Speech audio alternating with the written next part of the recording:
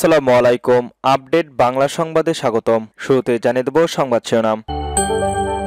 প্রথমে জানিয়ে দেব বিটিভিতে সরাসরি সম্প্রচার করা হবে হাসিনার মামলার রায়। আরও জানিয়ে দেব ৫৩ বছরেও দেশে মাফিয়াতন্ত্রে পরিণত হয়েছে বলল সামান্তা শারমিন। আরও জানিয়ে দেব এককভাবে নির্বাচন করবে গণ অধিকার পরিষদ।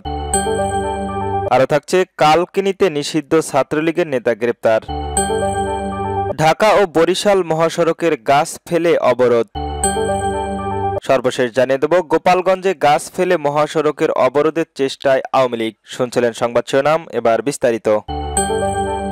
এবার বিটিভিতে সরাসরি সম্প্রচার হবে শেখ হাসিনার মামলার রায়। ২৪শে জুলাই আগস্টের গণ অভ্যুত্থানে সংঘটিত মানবতা বিরোধী অপরাধের মামলায় ক্ষমতাচ্যুত প্রধানমন্ত্রী শেখ হাসিনাকে সাবেক স্বরাষ্ট্রমন্ত্রী আসাদুজ্জামান খান কালাম ও সাবেক আইপিজি চৌধুরী আবদুল্লাহ আল মামুনের বিষয়ে আন্তর্জাতিক অপরাধ ট্রাইব্যুনালের রায় ঘোষণা আগামীকাল সরাসরি সম্প্রচারিত হবে বাংলাদেশ টেলিভিশন বিটিভি। গত ১৩ নভেম্বর বিচারপতি মোহাম্মদ গোলাম মুর্তজা মজুমদারের নেতৃত্বে ৩ সদস্যের আন্তর্জাতিক অপরাধ ট্রাইব্যুনালের একের রায় ঘোষণার দিন ধার্য করেন। অপরাধ ট্রাইব্যুনালের অপর ২ সদস্য ছিলেন বিচারক মোহাম্মদ শফিউল আলম মজুমদার ও মোহাম্মদ মহিতুল হক এনাম চৌধুরী। বহুল আলোচিত এ বিষয়ের মামলায় ৫টি অভিযোগ এনে শেখ হাসিনা ও আসাদুজ্জামান খান কালামের সর্বোচ্চ শাস্তি ও মৃত্যুদণ্ড চেয়েছে প্রসিকিউটর। অন্যদিকে আসামিদের নির্দোষ দাবি করে খালাস চেয়েছেন তার পক্ষে রাষ্ট্র নিযুক্ত আইনজীবী। এছাড়াও রাজসাক্ষী সাবেক আইপিজি চৌধুরী আবদুল্লাহ আল মামুনের খালাস চেয়েছেন আইনজীবীরা। এই মামলায় প্রসিকিউটর পক্ষ থেকে প্রসিকিউটর মোহাম্মদ তাইজুল ইসলাম, প্রসিকিউটর মিজানুর ইসলাম ও গাজী এস তামিম শুনানি করেন। এছাড়াও প্রসিকিউটর বিএম সুলতান মাহমুদ, আব্দুস সত্তার পালোয়ান সহ অন্যান্য প্রসিকিউটররা উপস্থিত ছিলেন। অন্যদিকে শেখ হাসিনা ও আসাদুজ্জামান খান কামালের পক্ষে শুনানি করেন রাষ্ট্রনিযুক্ত আইনজীবী মোহাম্মদ আমির হোসেন, আর রাজসাক্ষী আবদুল্লাহ আল মামুনের পক্ষে শুনানি করেন আইনজীবী জায়েদ বিন আজামদার। ঐতিহাসিক এই মামলায় সাক্ষ্য দিয়েছেন গণ অভ্যুত্থানের প্রথম শহীদ আবু সাইদের পিতা, স্বজন হারা পরিবারের অনেকেই। এছাড়াও স্টার ইউনিটের হিসেবে সাক্ষ্য দেন তারা নাগরিক পার্টির আহ্বায়ক ও জুলাই আন্দোলনের নেতৃত্বকারী নাহিদ ইসলাম এবং দৈনিক আমার দেশ পত্রিকার সম্পাদক ডক্টর মাহবুবুর রহমান। সর্বমোট ৫৪ জন সাক্ষী এই মামলায় সাক্ষ্য দেন।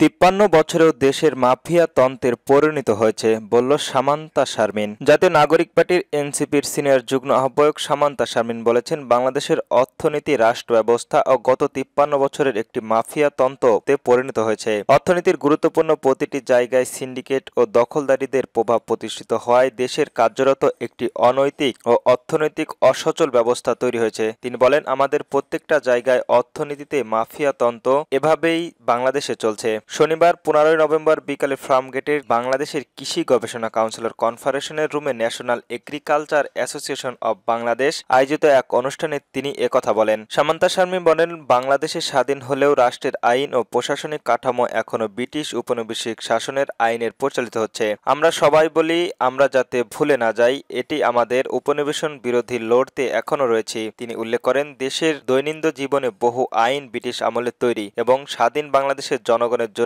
নিজেদের মাটি থেকে উঠে আসা আইন এখনো তৈরি করা সম্ভব হয়নি। তিনি বলেন, ব্রিটিশ শাসকের যে আইন তৈরি করেছিল তারা মূলত উদ্দেশ্য ছিল মানুষকে শাসন ও দমন করা। আপনি স্বাধীন দেশের যদি ওই পুলিশ অ্যাক্টর দিয়ে চালান, ওই প্যানেল কোড দিয়ে চালান, ওই রোলারি চালান, তাহলে ওই আইনই হলো না। তিনি অভিযোগ করে বলেন, অতীতে রাজনৈতিক দলগুলো একস্ব আধিপত্য, গুন্ডা মস্তান নিয়ন্ত্রণ, দখলদারিত্ব ও চাঁদাবাজির মাধ্যমে রাজনীতি পরিচালনা করেছেন, ফলে প্রতিটি খাত ক্ষতিগ্রস্ত হয়েছে। তিনি আরো বলেন, নতুন রাজনৈতিক দল হিসেবে এনসিপি দেশের জন্য একটি ভিন্ন রাজনৈতিক ভাবনার সামনে আনতে চায়। আমরা ক্ষমতা শব্দটা আর ব্যবহার করতে চাই না, আমরা রাষ্ট্রের দায়িত্ব নিতে চাই। সামান্তা শারমিন বলেন, এনসিপি এমন একটি রাজনৈতিক চায় যেখানে একজন কৃষকেরও আইন প্রণয়নের ভূমিকা রাখতে পারেন। একজন কৃষকের কথা আমি বললে পুরোপুরি মানায় না। বাংলাদেশ যেহেতু যত কৃষকবিদ রয়েছেন, কৃষকের গণতন্ত্রের জায়গা তৈরি করা, এই পথ তৈরি করা আমাদের মূল লক্ষ্য।